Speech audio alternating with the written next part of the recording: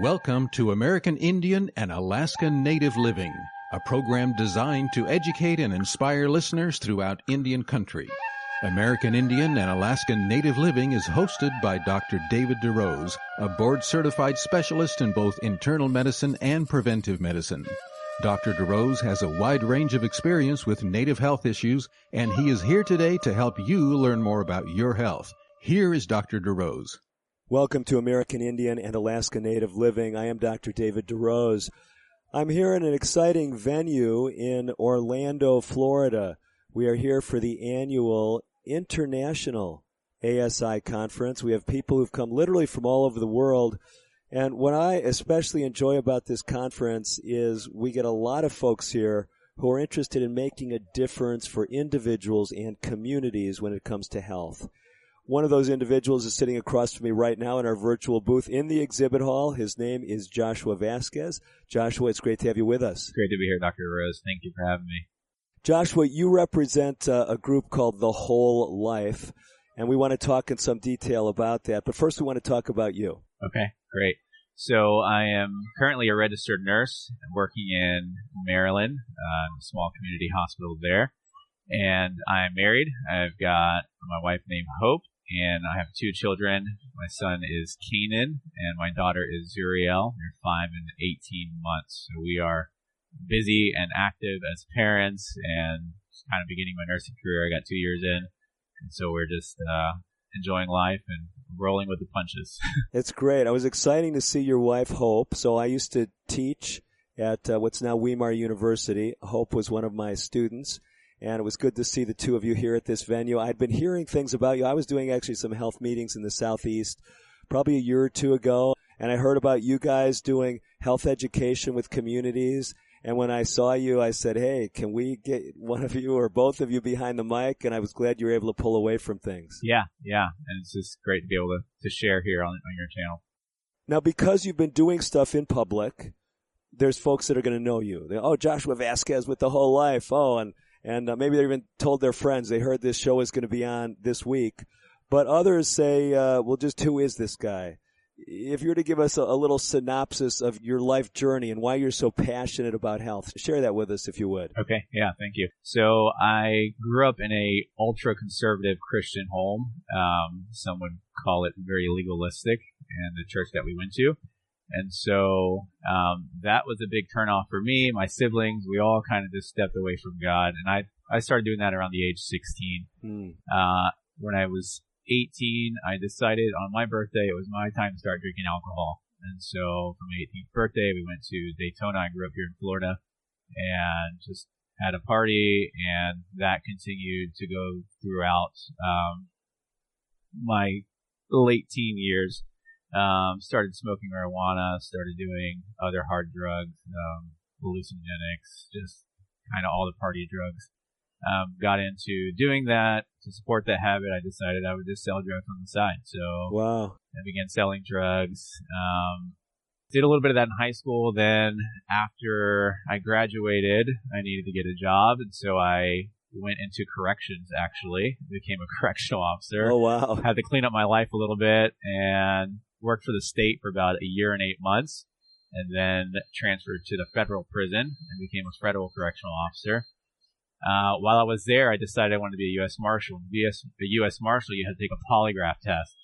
And so I knew that I was not honest on my initial application of my prior drug use. So for the first year, you're in this kind of probationary period. And so I needed to make a change. So if I had to take a polygraph test, I could answer it honestly and kind of work my prior drug use in. So I met with the investigator and said, listen, during my application process, we had this big party. I got too drunk. Someone gave me cocaine and I took it. And so they continued the investigation and they decided it was best to let me go. Oh, wow. And so I was let go from the Federal Bureau of Prisons and started a lawn service business with my brother. And the problem with that is you can't smoke more grass than you cut. And so the business failed. From there, I became a chef at a culinary school and learned to cook and got a job in a really good restaurant. as a dishwasher, worked my way up. In a year and a half, I was managing the kitchen 3 nights a week. Really? And just really excelled in that.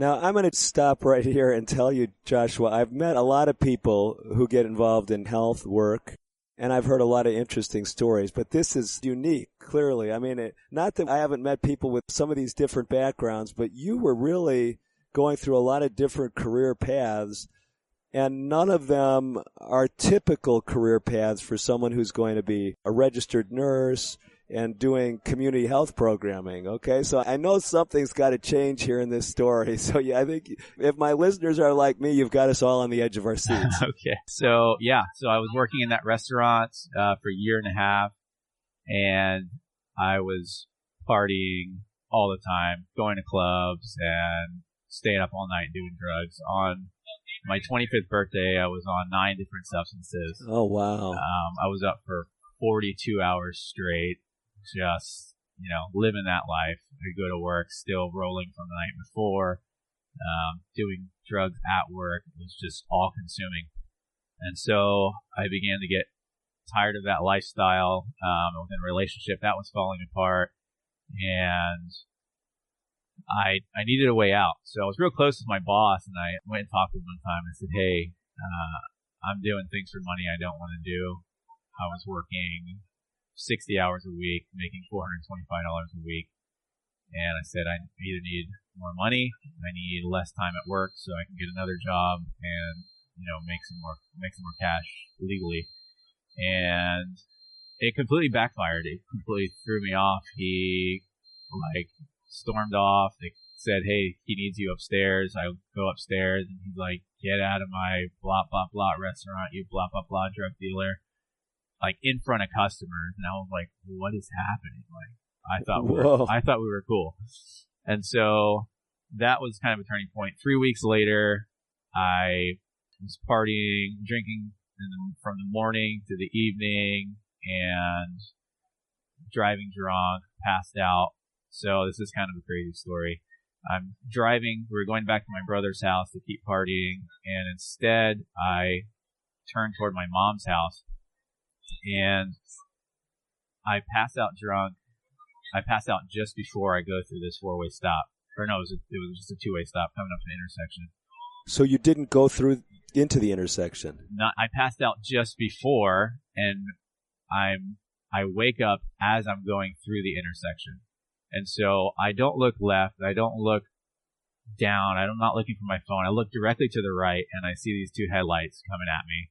And so I step on the gas just as fast as a drunk person can. And as soon as the car jerks forward, we get hit. So I was in a Volkswagen Jetta, and one of my best friends was in the passenger side. He was asleep with his head on the window of the driver passenger side. And this Chevy Suburban hits us 4 inches from where his head was on the window. And the car spun around, the trunk blew open, the axle broke. I mean, the car was just completely demolished.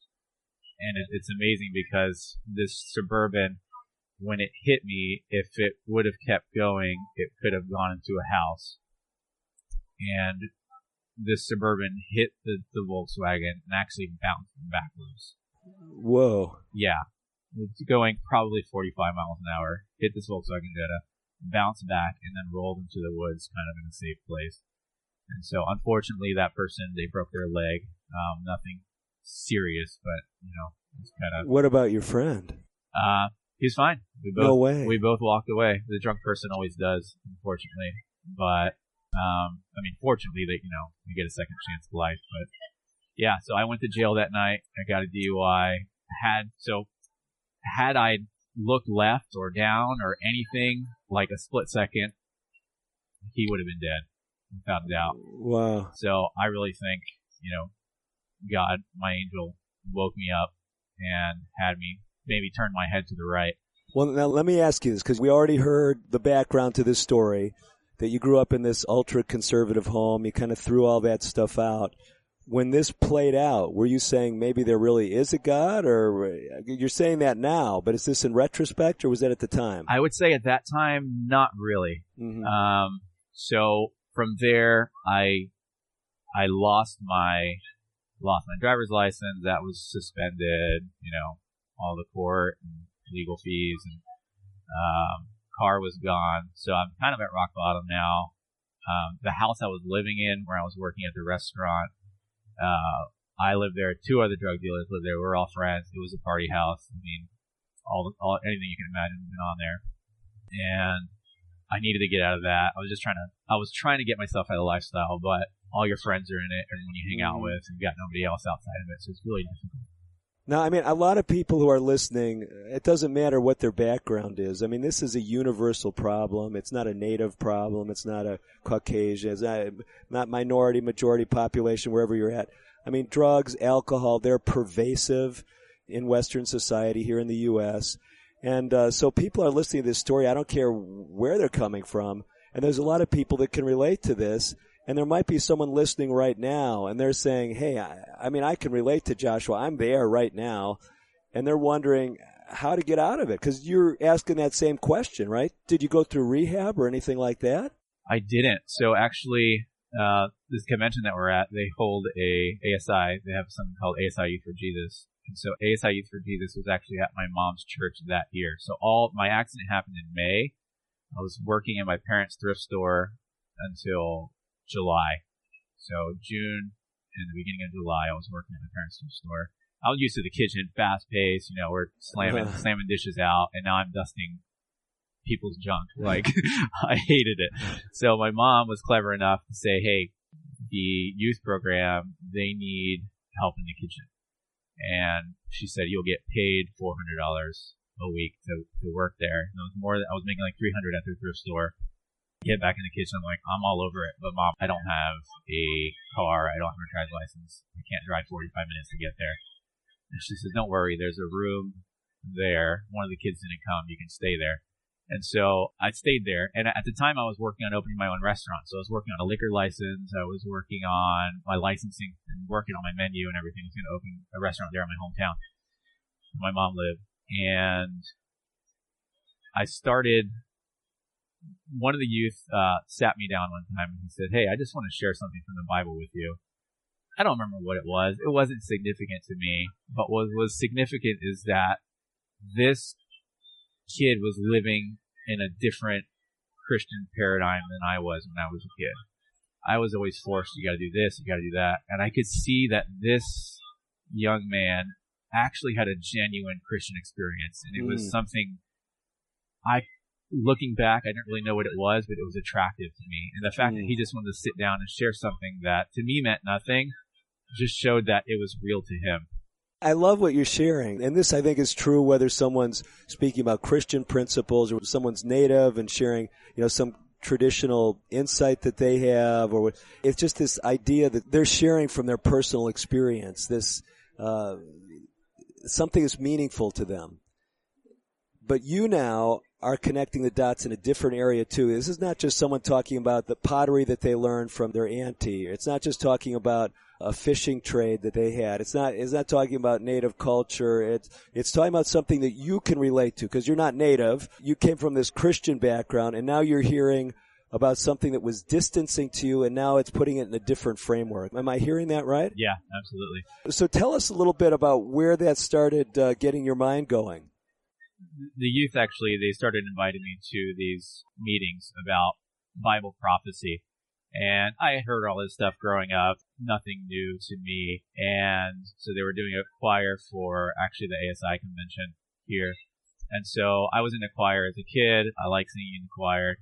And that was kind of an intro. And I would sit into these meetings and I would hear the same thing I had been hearing. But I was making connections with these youth and seeing their passion for what they were doing and how they were sharing Jesus in the community and the community service they were doing. We got to step away, Joshua. I don't know where you're coming from, my listeners, but I want to let you know that Joshua's story is an amazing one to me. Practical lessons, whatever your background is, as far as how your influence can make a difference. We're going to hear more about that when we come back. I'm Dr. DeRose. Stay tuned for more. We'll be right back. Today's broadcast has been pre-recorded. However, if you have questions about today's show or would like further information, please reach out to us on the web at AIANL.org. That stands for American Indian Alaska Native Living. Again, AIANL.org. Or you can call us at 1-800-775-HOPE. That's 1-800-775-4673. We'll be right back after this. We are strong, we are resilient, and we will get through this together. But these are stressful times, and it's important to also practice good self-care. It's normal to feel overwhelmed, anxious, or afraid. But there is hope. Reach out to someone. Connect with your friends. Stay in touch with your community. And know that you are not alone. Learn more at wearebroadcasters.com/hope. Furnished by the National Association of Broadcasters and this station. When Jim died, I wondered if I would be able to keep the farm. Then I heard about the USDA's loan program for socially disadvantaged farmers and ranchers. It's for women and minorities who may be having trouble getting credit. Once I was approved, the USDA's Farm Service Agency helped me get the credit I needed. Now I don't have to sell, and I can pass the farm down to my kids the way Jim's dad passed it down to him. I know he'd like that. Contact your local USDA Service Center or visit www.fsa.usda.gov. Social Security is with you through life's journey from birth to retirement. As your life changes year to year, so do your needs. For over 80 years, Social Security has helped to meet your needs and is committed to improving access to the services that make a difference in your life. Today, you can verify your earnings, estimate your future benefits, apply for retirement, manage your benefits, and even change your address, all from the comfort of your home. Social Security's online services help put you in control with secure access to your information anytime, anywhere, allowing you to spend more time with family, friends, or simply just enjoying the day. Social Security, securing today and tomorrow. See what you can do online at socialsecurity.gov. Produced at U.S. taxpayer expense.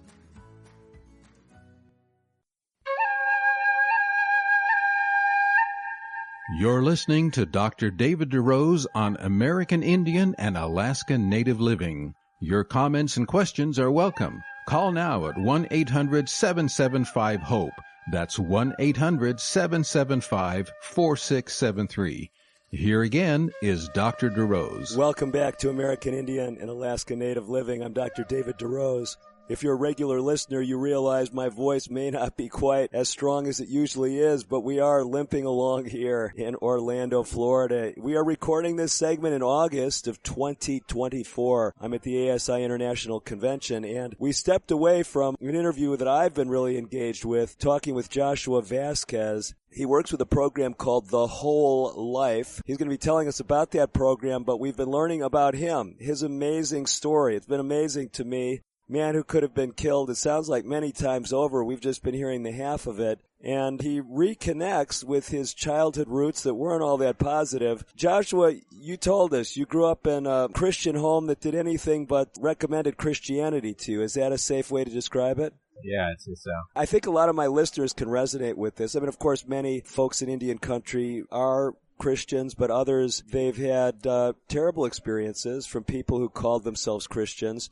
So you can at least relate to that part of the story. Right. But now, what kind of age people were you working with in this Youth for Jesus program? Like 15 to 18 was the age there. They've come to Florida from all over the country. Is that fair to say? Yeah. And at this time, maybe, a decade or so ago? 2013, so 11 years this month. Okay, so they're in a venue similar to where we're at right now. They're trying to make a difference in communities. They're doing these Bible programs. And then you mentioned this choir. Why was that so impactful? Help me to connect the dots. Yeah, so I used to sing in the choir as a youth, and it was just something I really enjoyed. And at that time, it just felt good. It was something genuine that I really enjoyed. And so why that's significant is that it got me to the end of the program. So at the end of these evangelistic meetings, these prophecy seminars, that's when we were going to quote unquote perform and sing the songs that we had been practicing. And so when we got to the last meeting there, we were, the choir generally sits behind the pulpit where the preacher's preaching. And so we were sitting there, and one of the youth was leading out in the song service before the pastor began to speak. And he was done. He came to our row to sit. Well, everyone had to scoot down a little bit. And I had some back pain from the car accident. And so it's kind of these chairs that interlock. And so I had, for lack of better words, one cheek on and one cheek off the chair. And so my back began to hurt, and I was kind of squirming, and I didn't want to squirm in front of 250 people. So I was going to say a prayer for God to just take the back pain away. And so I said in my head the words, "Dear Lord," and before I could get the third word out, the pain was gone. And I had been kind of wrestling with God at that point. Like, I could feel he was tugging on me, wanting to get me out. And I just said to him, "You weren't supposed to do that." Like, I wanted him to do it, but then when he actually did, I was like, whoa, like, that was kind of too real. I just kind of want to backtrack a little bit. Yeah, please. In the story. So I was going through what medical field calls sleep paralysis. Oh, okay. And so sleep paralysis, for those that are listening and don't know, it's where you wake up at night and sometimes you see someone hovering over you and you can't move, you can't scream, and you're trying to get out of it. For me, it was so vivid. I remember the first time I did it. It was a couple of years before all this happened. And I was sleeping at my mom's house on her couch, and I felt something over me.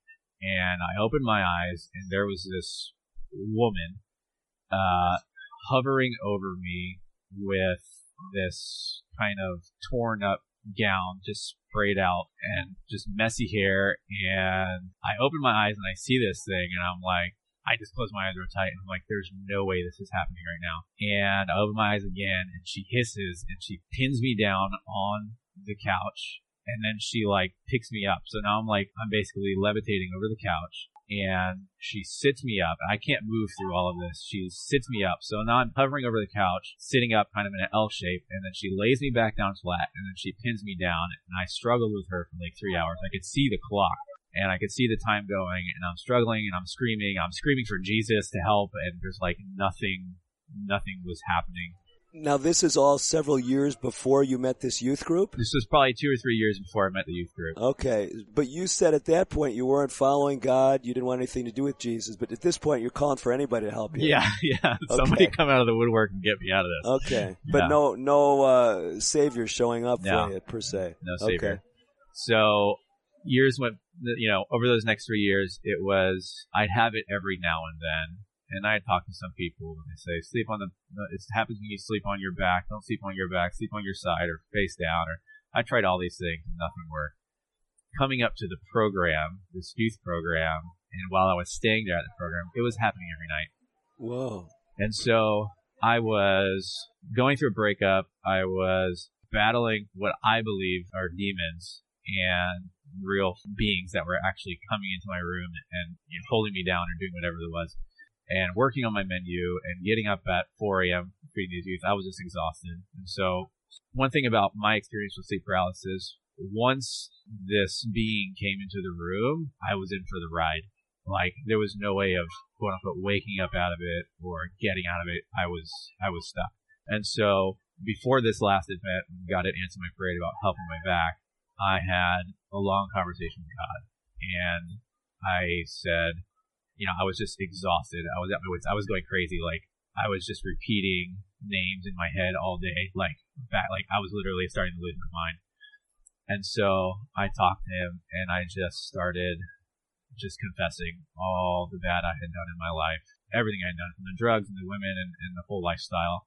Now, you're doing all this. Is it partly the influence of these meetings with the kids, or is this before that? It was seeing the genuine Christian experience in these kids was very moving on my heart. So here I am, wanting to get out of this lifestyle of partying and drugs and all this stuff, and I'm seeing just a purity that I hadn't experienced, a genuine purity in these kids, and it was very drawing to me. It was like God's way of transitioning me out of where I was into something genuine and pure. So now you got me wondering about the sleep paralysis, these beings, maybe demons, as you said.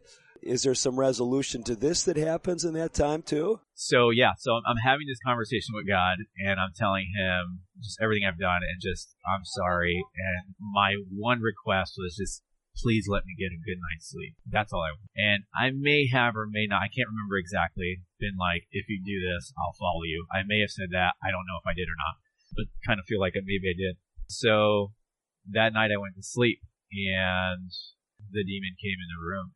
And for the first time ever in all my experience, I sat up and I was out of it. Like, he didn't pin me down. I was just free. And to me, it was God just saying, I've got you now. You're mine. And so I think the difference was between when I was crying out for him before, I just wanted his help, but I didn't want him. Okay. And so I think I was at a turning point where I was willing to give up what I had, the life I was living, versus before I wasn't willing to do that. And now I was willing for a change, whereas before I wasn't. I just wanted to be out of that pickle I was in, but not willing to give up the pickle jar. Okay, fair enough. Well, so you definitely have got me wondering about the next chapter, because folks know I'm interviewing you because you're doing all this health work in communities, and I'm still trying to see where this trajectory is going to go, because you've gone from this point of drug and alcohol controlling your life, DWI, you've got no license. I mean, struggle after struggle. Now it seems like God comes into your life. There's going to be a change, but still, you got a long route to go. So where do things go from here? So I just want to add, before I continue about the sleep paralysis, it's never happened since. Wow. So it's gone. I completely took that away. So I've got that spiritual protection now. So at the meeting where I was sitting in the choir, where God answered my prayer, the pastor there was some people that wanted to get baptized. And so it's amazing because there's two sides of the story and both are true. One is what I saw, and one is what I saw in the video 2.5 years later. And so that night, after God had answered my prayer, the pastor had dismissed the baptism candidates for baptism. They were going to go get baptized. So now in the Christian worldview, baptism is when someone's completely committing themselves to follow God, pretty much, right? Right. I would say it's like an engagement. Okay.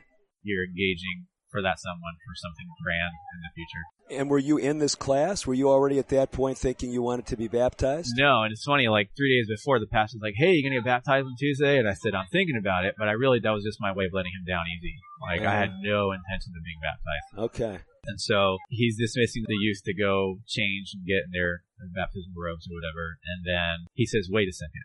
Somebody here needs to be baptized. Now, this is my version of what I saw. And he looks in the congregation, and then he looks at the choir, and then he stops and just looks at me. I remember putting my head down, and you got to know Pastor Scott Moore. He's got fiery red hair and blue eyes, just deep blue eyes. And so he's looking at me, and I put my head down in shame, like there's no way I can do this. And when I look up, I see flames in his eyes.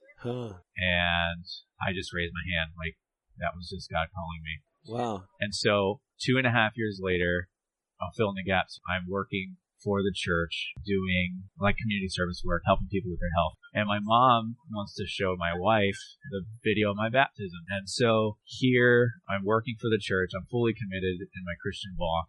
And we watch this video, and this is what the pastor actually did. Now, we all want to hear this, but you know how it works in the radio world. When it's time for a break, it's time for a break. We have to step away. But if you're listening in, you don't want to miss the rest of Joshua's story, but you want to hear about how it goes from there to the whole life, and how the whole life health programming that he and his wife are doing can make a difference in your life. I'm Dr. DeRose. We're going to be back with more second half of our show coming up right after this. Stay tuned.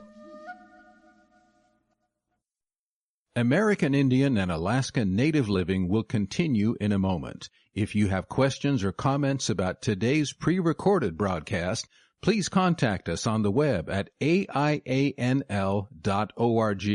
or call 1-800-775-HOPE. That's 1-800-775-4673. A message from the National Police Association. It used to be that any able-bodied person would offer to assist a police officer in danger. Now, passers-by are more likely to take a video. There's a better use for your phone when an officer's in trouble. Call 911. Tell the operator where you are and what you see. Then, start your video to provide evidence later. To learn more about how you can assist law enforcement, visit nationalpolice.org. That's nationalpolice.org. Unlike other health concerns, mental illness is not always easy to see. Depression won't show up on an eye chart, and you can't measure it on your bathroom scale. Sorting out a mental health concern is not something to attempt on your own. You won't find a bipolar disorder by looking at a thermometer. Like many other health conditions, help for mental illness takes professional diagnosis and treatment. Anxiety won't just go away under a stick-on bandage. So the sooner you seek treatment, the better. If you or a loved one has a mental health concern, don't go it alone. Find out what to do. For 24-hour free and confidential information and treatment referral, call 1-800-662-HELP. Learn more at samhsa.gov/support. That's samhsa.gov/support. Using meth taught me everything about freedom, only not like you think. It taught me how easy it is to lose your freedom. If you think meth is taking control of you, ask for help. You have the power to be truly free. I know. I'm Jan, and I'm free from meth. If you or someone you know is struggling with meth, call 1-800-662-HELP for 24-hour free and confidential treatment referral. Learn more at samhsa.gov/meth. You're listening to Dr. David DeRose on American Indian and Alaska Native Living. Your comments and questions are welcome. Call now at 1-800-775-HOPE. That's 1-800-775-4673. Here again is Dr. DeRose. Welcome back to American Indian and Alaska Native Living. Dr. David DeRose with my guest, Joshua Vazquez.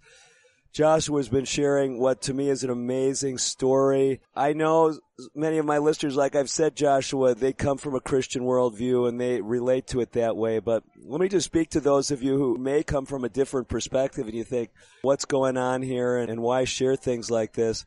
Really, I am so excited about people whose lives are turned around. You know, as a physician, I've spent most of my life trying to help people make lifestyle changes. And when I see people who are in the throes of addictions and challenges and problems, I just get excited when I see them turning things around. And especially when people are connecting with their spiritual roots. I've heard stories from people throughout Indian country. Some of them share things from a Christian perspective, others from a traditional Native perspective, connecting with tribal values, whatever it might be. But most people that I talk with throughout Indian country, they see the hand of a creator or a great spirit or God or Jesus, as you mentioned. They realize that there's a power outside of themselves that they need. And I think folks who've been in the addiction community, 12-step programs, I mean, the recognition is there are things in life that are too big for us that we need a higher power. And I appreciate you sharing your story. It seems, though, that there's still some distance between a guy who hears a call for someone to be baptized. You've made this decision when we stepped away. You weren't planning to do it 3 days before. You feel like God's speaking to you. And now, 2.5 years later, you're seeing a video of that same event. And we're interested to hear you're going to see something different, obviously, than what you thought took place. Tell us. Yeah. So what I'm seeing is the pastor, he says, there's somebody here that needs to be baptized. And he turns around and he points at me. In the video? In the video. But you have no recollection of this in your memory. No. He says, there's somebody here that needs to be baptized. And he points at me, and he's standing like towards the edge of the platform there, the stage, closer to the audience. And he turns around. He points at me, says, there's somebody here that needs to be baptized. And as he's walking at me with his finger pointed right toward my face, he's saying, do you want to be baptized? Do you want to be baptized? And he's saying that to you on the video. Yeah, it's there on the video. Uh-huh. And I'm watching this 2.5 years later, deep in my Christian experience, and I get up furious. I'm like, did he just point me out in front of everybody? So the whole flames in the eyes might seem crazy, but that was God's way of hiding his finger pointing at me, I believe. Because if I got mad 2.5 years later of him calling me out in front of a crowd, imagine what would have happened when I was not in a controlled spirit at all. I probably would have shot him a bird and walked out of the place. That's where I was in life at that point. Whoa, that is pretty amazing. It was crazy. So I got baptized that night.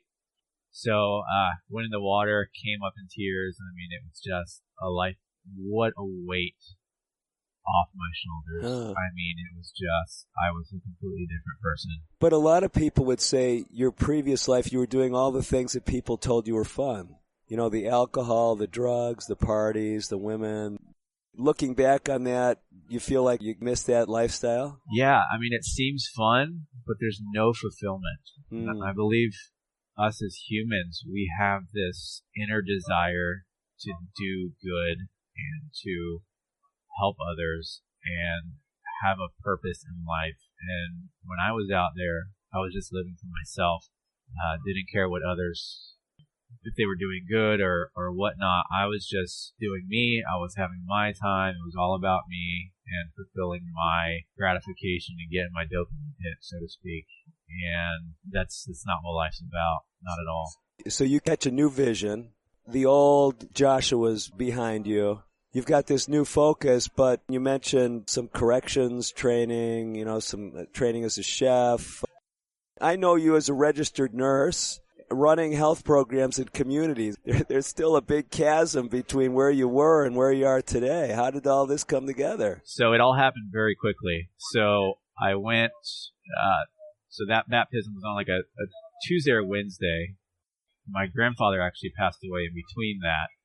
And I had the choice to like stay and handle things with my grandfather or continue to follow God's calling. So ASI began that Thursday. We went.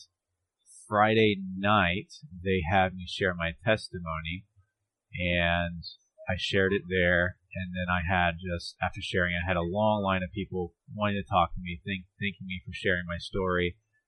All these ministries were trying to get me to go overseas.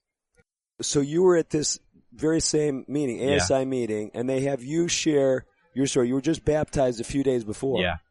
And you're up there. I mean, how was that to get up? I mean, there's, several thousand people at these meetings? It was scary. The video is pretty funny to watch. Oh, really? I had long hair, and I was just up there just so nervous. It was, yeah. Wow. So but people resonated with the story, and you got all these people saying, hey, we'll let you get your feet on the ground, come and work for us in one of our ministries? Yeah. So I actually printed up 10 resumes. I knew I needed to get out of the lifestyle, get away from my friends, get my feet on the ground, doing things right. So I went with resumes. And that Saturday morning, a lady by the name of Lisa Hodges, she came and said, hey, meet me at the Eden Valley booth, and I want to talk to you. So she said, like, meet me there at 2 o'clock. So at 1 o'clock, I'm coming down with my resumes to the booth because I'm going to get deployed somewhere, right? And so as I'm coming to the escalator, she's coming up there also, and she says, let's just talk now. So she tells me about Eden Valley. She tells me about, their organic gardening and their training and all that. And she says, if you want to come, somebody's already paid the way. Wow. $6,500. Oh, really? To go for their training. And I was like, wow. And she says, the only thing is you have to get your ticket. And I said, I don't have money for a ticket. No job, all the legal fees. And she says, okay, I'll get your ticket. And so I was like, okay. She said, oh yeah, one more thing. So this is Saturday. She says, classes start on Monday. I said, well, I got to bury my grandfather on Monday. I'll be there Tuesday. And I also had to meet with probation for the first time on Monday. Oh, wow. So in the morning, Monday morning, I meet with probation, fail my drug test, tell them I'm going to Colorado for 6 months. Wait a minute. You failed your drug test? Yeah. How did you fail the drug test? I was still, up until my baptism, I was still smoking pot. Okay, so there's still stuff in your system. Still stuff in my system, yeah. Okay, so this is not sounding good for you going from Florida to Colorado. No, I said, I'm leaving tomorrow for 6 months. What do I need to do? And they said, well, you can do your probation stuff over there. Just you got to send these monthly reports in. They have to sign it, all this stuff. I said, all right, great. So it worked out. Now, wait a minute. I just got to stop you here. Now, I've not been in corrections, but this doesn't sound to me like this is the way this usually happens. I told her what happened. I told her I got baptized, and I'm sure people use that as an excuse, to say they're changed or whatnot, but it was my genuine experience, and God opened the way. Wow, that's amazing. It's an amazing story. Yeah. So basically, they give you permission to go to Colorado. Right. And you're on your way a few days later after sharing your story at this big Christian venue. Your way is paid. You're cutting your ties with all the old friends and the influences, and you're headed out to Eden Valley, Colorado, outside of Denver, right? Right. Loveland, Colorado, Eden Valley Institute. So you really end up there? Yeah. Tuesday morning, I was on a plane, flew out to Denver, got picked up. It's funny because when I was at the youth program, I had taken prison shank to show the guys. And so when I get to Eden Valley, I open up my bag, my carry-on, and there's a big prison shank. And sometimes people say I can pass as an Arab, you know? And so I went through TSA with this. When it got cold in Eden Valley, I put on my jacket that I used to wear when I was partying, and I reach in my pocket, and there's a bag of cocaine in. So I went through TSA with cocaine and a knife, and nothing happened. Okay. TSA may want to, censor this program. Yeah, oh my. Crazy. So basically, the way you're telling it and the dialogue that we've had to this point, you're realizing this is not just the normal script. There is a God who's looking at, a creator who cares about you, who's got your back. Absolutely. And just made me see things that weren't there and made people not see things that were there, just to make all this happen for me. And who am I? So what happened at Eden Valley? What do they do there? So they trained me on health and how to share that in the community. We learned how to do natural remedies, make salves and make tinctures, and how to do hydrotherapy, massage therapy, how to do health events in the community. And what really stuck with me there was the health coaching aspect of it. I saw that what I learned there, Jesus was a health coach, just to kind of boil it down simply. And what health coaches do and what Jesus did was he met people where they are. So in the health coach setting, you will meet someone that's overweight, obese, diabetic, high blood pressure, all these lifestyle diseases. And we're not there to just, you got to change your diet, you got to start exercising, you got to do all this. It's like, okay, this is where you are. Where do you want to be? And I'm going to be there with you, and I'm going to get you there. And that's exactly what Jesus did. He met people, the woman at the well, she had lived a rough life, and she wanted to change, but didn't know how to do it. He met her there and gave her value in her life and changed her life right there in that moment. And so to me, it was like, if I really want to help people and help people like Jesus did, this makes the most sense to me. And so the health coaching aspect just really helped. And we coached someone there in Denver. It was an amazing experience and just really helped meet their needs. And so I continued to study how Jesus did ministry and what he did. And he was like the OG of health coaches. I mean, it's just amazing to see the correlation. What I love about the little I know about the work that you do is, even though it comes from this deep Christian perspective, you're reaching out to people across the spectrum. It doesn't matter to you whether they identify as a Christian, atheist, traditional, from a traditional native background, whatever. You're there because you see Jesus as someone who helped people across demographic lines. Am I understanding what you're involved with right now correctly? Absolutely. And the thing about Jesus, his ministry, whether you accepted him or not as the creator and savior, he didn't care. Like, obviously he would want you to do that, but he wanted the life that you have here on earth to be the best it could. And whether you accepted him or not, that's your decision. But his decision was to make sure that what you have now is the best that it could be. And that's what he wants for everyone.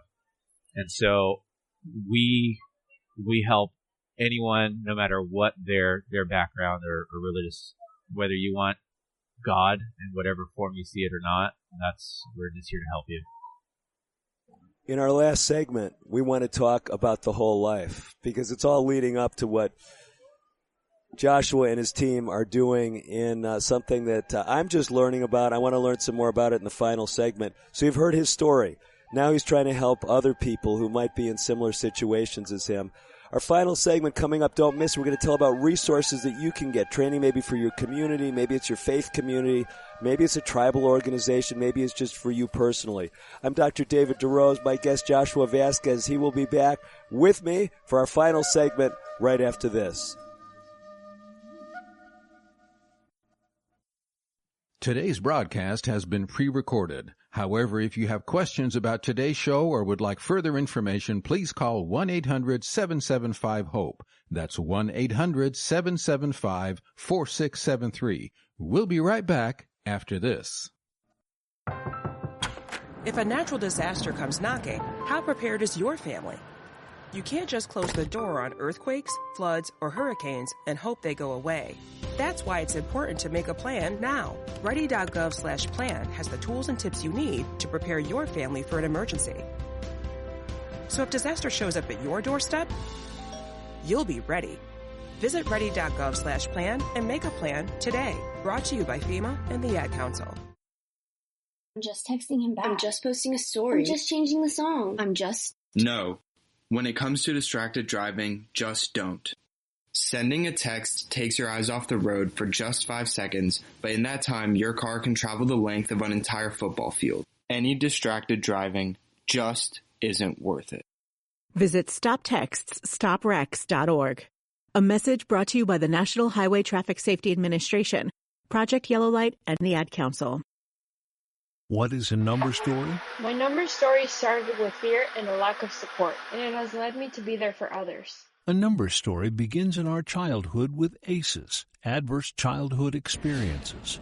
My number story begins with the separation from my father and the emotional abandonment from my mother, and leads to me being a role model to not only myself, but those around me by becoming the person that wasn't there for me. ACEs are so common, 2/3 of us have one. My number story begins with drug abuse and homelessness, and leads to realizing that I can live life by my own standards. A study found the more ACEs, the more likely we may experience a host of serious health effects, physical and mental, but that doesn't need to be the case. Your ACE number is simply an entry point to your own story. Where it leads is up to you. My number story begins with years of emotional abuse and leads to peace, clarity, and security in my self-worth. Take control of where your number story leads at numberstory.org.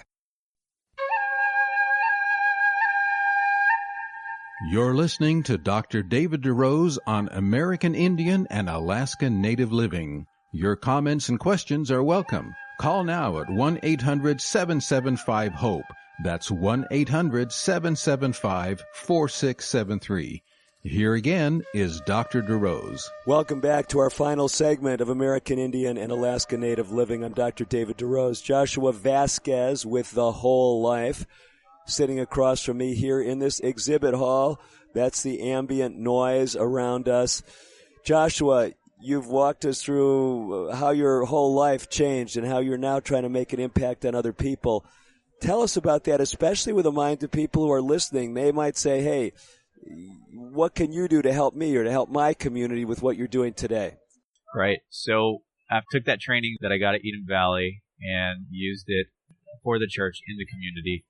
And it was just amazing to see people's lives transform. People losing weight, people reversing their diabetes, people reversing their hypertension, having people create bucket lists of things that they couldn't do because they were too overweight to do them, and then losing the weight and checking those things off. That's amazing. That's fulfillment in life, you know, whereas before I was living for myself, now I'm living for others, and it's just, there's so much meaning and there's so much enjoyment and fulfillment in that. To me, there's no other way to live. I mean, this is the way I love to live. Now, you've got a booth here at this venue. We're in a convention hall. And you've got some really attractive resources. I mean, I hadn't seen them before, and I'm looking, and this is like really professional stuff. What are you doing with these books, these manuals? What's this all about, and what is The Whole Life? So The Whole Life, we train churches. We can really train anyone that wants to do it. And we created a kit that allows any person to essentially do health coaching. And it's not like a certified health coaching thing, but you're going to be doing exactly what health coaches do. And we created a scripted program. So literally anyone listening right now could pick up, buy this kit, use the Health Partners Guide, and you can coach someone without any prior health knowledge, any health experience. So I did all this before I was a nurse. And I had, other than my training at Eden Valley, I had no health training or anything. And so our goal was to make it something that's simple enough for anyone to use so everyone can be able to help their friends, their neighbors, their church members, people in their community, random strangers they meet at the grocery store, and be able to help them on a health journey that's going to make their life more fulfilled here on earth. And so this kit it's a resource that anyone can use, and I stand behind this. If you can read, you can do it. And I say if you can't read, get with someone that can, and you can still do it, because it's amazing being along somebody's side and watching them change their life. So a lot of folks who are listening, they recognize the need to change. I mean, I hear people all the time. People contact us. They heard us on radio or heard me speaking, and they're looking for help. Here at this exhibit hall already, someone came up to me just as I'm getting set up, talking about needing to change, needing help with their lifestyle. If someone were to go to the Whole Life, reach out to you guys, how does the process work? Do they buy a manual? Do they sign up for a class? What is the programming that you offer? Primarily what we do is we train people to do it. So like if, let's say, a church wants us to do, they want to do this in their community, they would contact us on our website, www.thewholelife.com, and you can contact me directly there. My contact information is there, and we could come out to their church and actually train their church. So one-day training, all the material is so easy and streamlined. All it takes is one day to get the foundation for it, and then they can begin to multiply and have health coaches in their church to help people in the communities. So let me see if I've got this straight. Your target audience to this point has especially been Christian churches. Have I got that right? Right. And so let's say someone's listening today from New Mexico, and they say, hey, we're a Baptist church. This sounds great. We want to have these folks come out. I know you're based out on the East Coast. You'll fly out there to New Mexico? Yeah, absolutely. And you do a one-day training? Yeah. So, and I'm assuming they're going to cover your expenses at least coming out there. Yeah, cover expenses. There's a small fee for doing it. It's really negligible. Okay, and then they're buying these materials, or buy workbooks for everyone, or what materials are included? So we have a kit. We have a 8 Laws of Health DVD that's done by Life and Health Network. That covers things like drinking water, fresh air, sunshine, things I'm sure that you talk about on your show. And then there's a Health Partners Handbook, and that kind of talks about how Jesus did ministry and how this relates to it and how he wanted to meet people's felt needs. And then we've turned that into the practicality and bridging that into health coaching. And then it kind of gives the nuts and bolts of how the program works. It's a 12-week program. You meet people once a week. It's about an hour, 30 minutes to an hour session. And then there's a planner, and that is where the person you're coaching writes their goals and logs their progress. So if their goal is to drink 3 glasses of water this week or per day, they'll write that down, and they'll write down how many glasses of water they actually drink. And it goes for all the 9 laws of health that we have there. Then we've kind of taken that book and put it inside a teacher's guide that allows you as the coach to coach someone through each session. It's all scripted, so literally all you have to do is read the prompts, and you can completely guide someone through all 12 steps.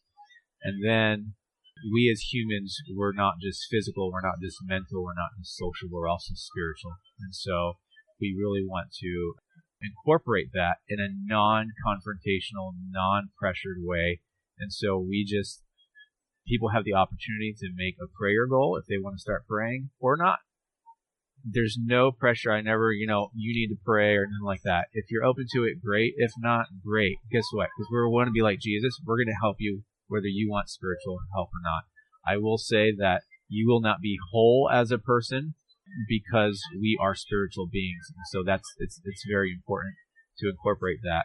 So we have a Bible study book as kind of a follow-up for those that want to continue. Again, it's very non-pressure. It's, if you want just health, we're going to help you with just health. So if I were to reflect back on what I'm hearing, so if someone's listening from a tribal health department, they're saying, well, this is going to be, overtly Christian content. But if someone's listening from a church, if they're okay with that, great. Same with a church.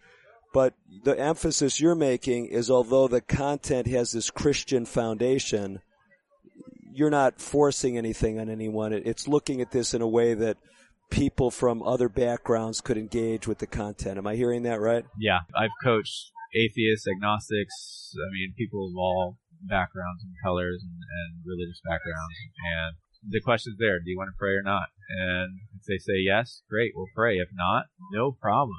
It's really no big deal. Mm-hmm. Yeah, and I've never had an issue.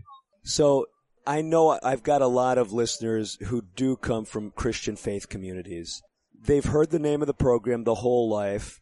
You mentioned the website, but it went by pretty quick. Okay. So what is your website? It's thewholelife.com. So it can't be that simple. It's that simple. The T-H-E. Yep. Whole, W-H-O-L-E. Yep. Like everything. Yep. thewholelife.com. Yep. And if someone goes there, what do they find? Contact information, description about the program, what do they get? Yeah, there's our program. There's a promo video that's just shows how we're helping people. There's contact. There's a store on there. So if you want to buy the kits directly online, you can do that. We are still small scale. And as a nurse and travel nurse, we don't have storage to house a lot of books. So they are kind of printed to order. Okay. So it may take, we can rush it and get it to you in a week. It's probably going to take 2 weeks. Shipping is pretty expensive when you rush it. I get it. I know how that works. So basically, anybody can jump on the website and they say, I just want to check this out. I just want to get the materials. They can do that. They don't have to go through a course. They don't have to have you come out and do any training. No, they can literally buy the materials. The handbook, everything is in there you need to know. The Health Partners Guide is there. It's all inclusive, nice little package. Joshua, you're an inspiration. Praise God. And I know you've had a lot of people, I'm sure, tell you that as you've helped them on their own health journeys. Now you're training the trainers, if you will, the health coaches. And maybe some people in the health coaching arena, they say, well, this isn't a certified program, but whatever you call it, health partner, health ambassador, you're helping people to come alongside other people and help them on their journey, right? Yeah. No one needs a license to help their neighbors set goals. The thing about coaching, you don't tell people what to do. They set all the rules, which is nice. And so anyone can make their own health goals. You're just helping them think about, you're asking the questions, think about the current condition, what changes they want to make, writing it on paper, encouraging them, walking alongside them, cooking good food in their home, good healthy food, and you're making friends, deeper relationships, which is great for mental health. And you've got a thankfulness log in that book that helps people think positively about the things in their life, and it's a very holistic approach to their lifestyle change. I love what you're doing. I know there's a lot of interest in what you're doing here. You pulled away for quite a while to join us, so thanks for sharing your vision. One more time, share your website with us. Yeah, it's thewholelife.com. THEWHOLELIFE.com.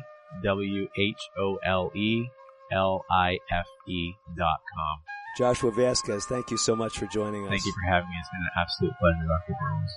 And for all of you listeners, thank you so much for sharing this time with us. I'm Dr. David DeRose, as always, wishing you the very best of health. Native Voice One, the Native American Radio Network.